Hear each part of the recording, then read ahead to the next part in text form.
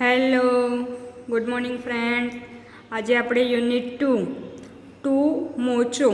2 એટલે 2 અને મોચો એ તો નામ છે, બરાબર. હવે એમાં એક્ટિવિટી 1 જોઈશું આપણે, જેમાં છે કેલેન્ડરની મદદથી શિક્ષક આજની તેમજ પાછલા રવિવારની પોતાની દિનચર્યાની વિગતો કહેશે તે સાંભળો અને શિક્ષકની મદદથી તે રીતે પોતાની વિગતો કહો. હવે આમાં તમને ખાલી જગ્યાઓ આપેલી છે 3 દેખાય છે ને બધાને. હવે શું છે, ટુડે ઇઝ ખાલી જગ્યા ડે, એટલે કે આજે કયો ડે છે એ આપણે લખવાનું છે. હવે આજે જે દિવસ હોય ને એ તમે લખી શકો, જેમ કે ફ્રાઈડે હોય તો ફ્રાઈડે લખી શકો, થર્સડે હોય તો થર્સડે લખી શકો. ટુડે ઇઝ થર્સડે, આજે થર્સડે છે. I am in the classroom today, આજે હું ક્લાસરૂમમાં છું. આઈ have a book on my table, એટલે કે મારા ટેબલ ઉપર બુક એટલે કે પુસ્તક છે. આઈ એમ બિઝી, હું વ્યસ્ત છું. આ રીતે ટીચરે એનું ટાઈમ ટેબલ બતાવ્યું છે કે આજે ગુરુવાર છે, હું ક્લાસરૂમમાં છું, મારા ટેબલ ઉપર બુક છે અને હું બિઝી છું, બરાબર. એ રીતે આપણે બીજું પણ બતાવી શકાય, જેમ કે ટુડે ઇઝ મન્ડે એમ પણ લખી શકાય. પછી I am in my classroom today, I have a pen in my hand, કે મારા હાથમાં પેન છે, બરાબર. અને ઇન માય હેન્ડ એટલે હાથ, મારા હાથમાં પેન છે અને આઈ એમ રાઇટિંગ, હું લખી રહી છું. એમ ગમે તે રીતે તમે બનાવી શકો છો. હવે નીચેનું જોઈએ.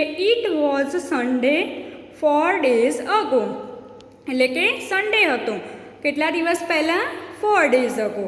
હવે તમે અહીંયા જે વાર લખો ને એ પ્રમાણે તમારે અહીંયા લખવાનું, બરાબર છે. હવે I was at home on Sunday, Sunday ક્યાં હોય, હોમ ઘરે હતા.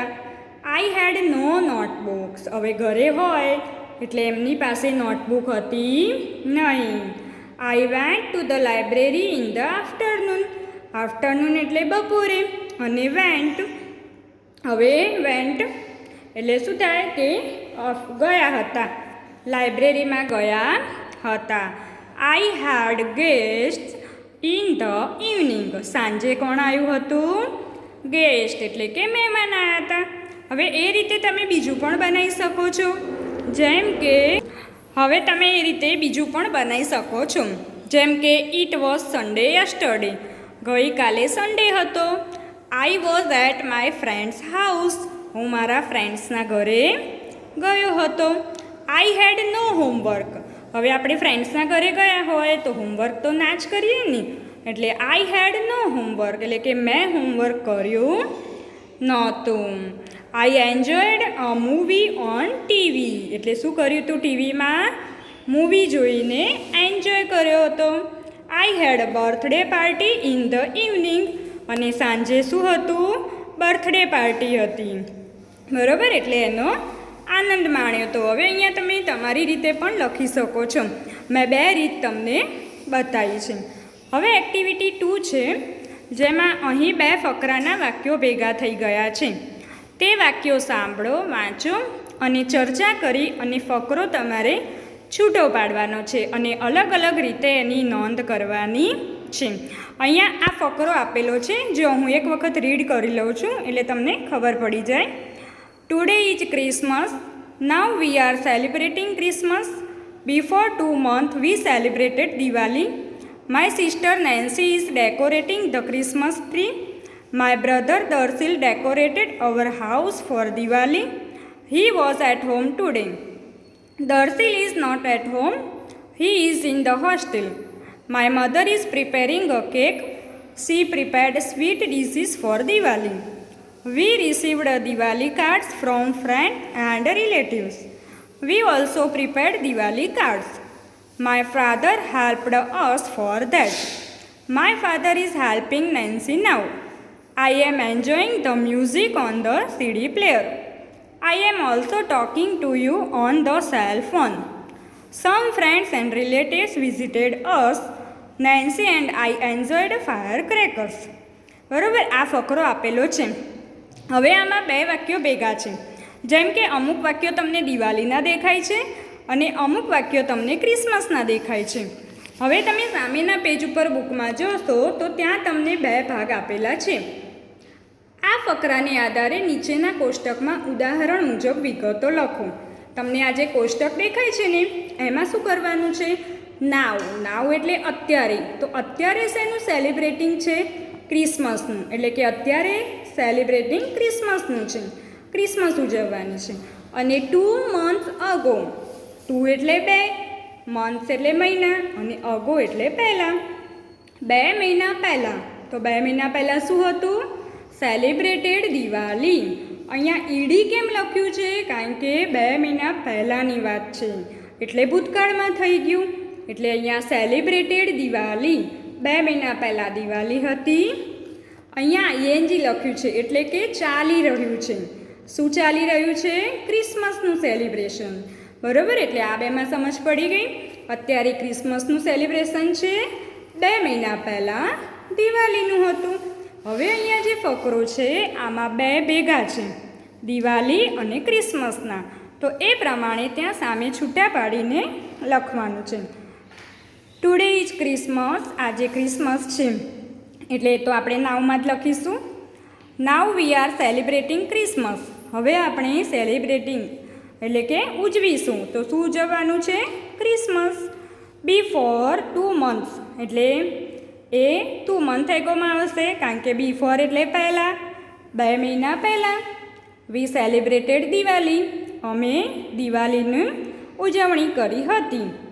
My sister Nancy is decorating the Christmas tree.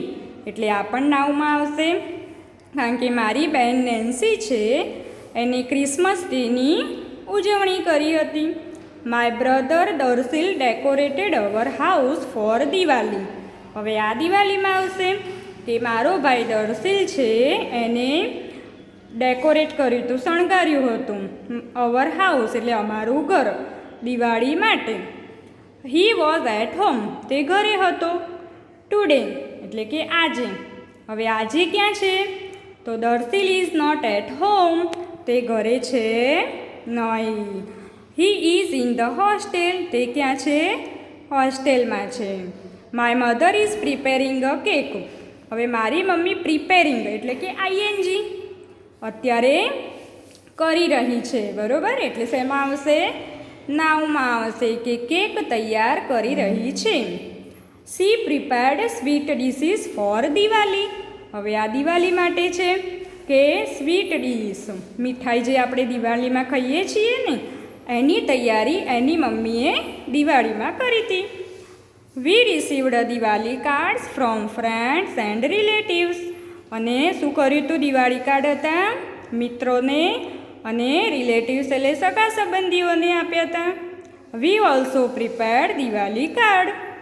અને અમે પણ તૈયાર કર્યા હતા. પ્રિપેર કરવું એટલે તૈયાર કરવું. દિવાળી કાર્ડ અમે ઓલ્સો એટલે પણ, અમે પણ તૈયાર કર્યા હતા. My father helped us for that.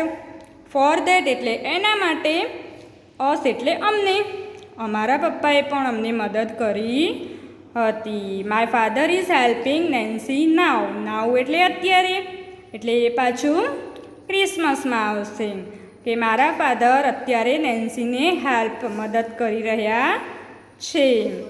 I am enjoying the music on CD player. Enjoying એટલે અત્યારે જ એન્જોય કરી રહ્યો છે. આઈએનજી એટલે શું? કે અત્યારે ક્રિયા ચાલુ છે એટલે મ્યુઝિક સીડી પ્લેયર ઉપર આનંદ કરે છે. I am also talking to you on the cell phone. અને ટોકિંગ એટલે વાતો કરી રહ્યો હતો, સેલ ફોન મોબાઈલ પર તે વાતો કરી રહ્યો હતો. સમ ફ્રેન્ડ્સ એન્ડ રિલેટિવ્સ વિઝિટેડ અસ. આપણે દિવાળી આવે એટલે કરીએ છીએ ને એકબીજાને ફોન, સવારમાં બધા મંડી પડે છે હે ને? તમારા ઘરમાં પણ એવું થતું હશે. સવારે કેવું બધા ફોન કરીને બધાને યાદ કરે છે. પછી વિઝિટેડ એટલે મુલાકાત કરવા જાય છે. આપણા મિત્રોને, રિલેટિવ્સને બધાના ઘરે મળવા પણ જઈએ છીએ. Nancy and I enjoyed fire crackers. Nancy અને હું એન્જોયડ ફાયર ક્રેકર્સ. ક્રેકર્સ એટલે ફટાકડા, ફાયર એટલે તમે ફોડો છો ને ફટાકડા. એન્જોયડ એટલે આનંદ કર્યો હતો. મેં અને નેન્સીએ ફટાકડા ફોડીને આનંદ કર્યો હતો. હવે આ રીતે અહીંયા પણ લખવાનું છે. હવે આની મેં તમને એક્ટિવિટી 1 અને એક્ટિવિટી 2 એ સુધી જ આપણે આજે લઈશું, બરાબર છે. હવે આની PDF બનાવી અને હું મોકલવાની છું, જે તમારે નોટબુકમાં લખી દેવાની છે. અને નેક્સ્ટ વિડીયોમાં આપણે આ એક્ટિવિટી 1B જે એના જેવું જ છે એ આપણે જોવાના છીએ.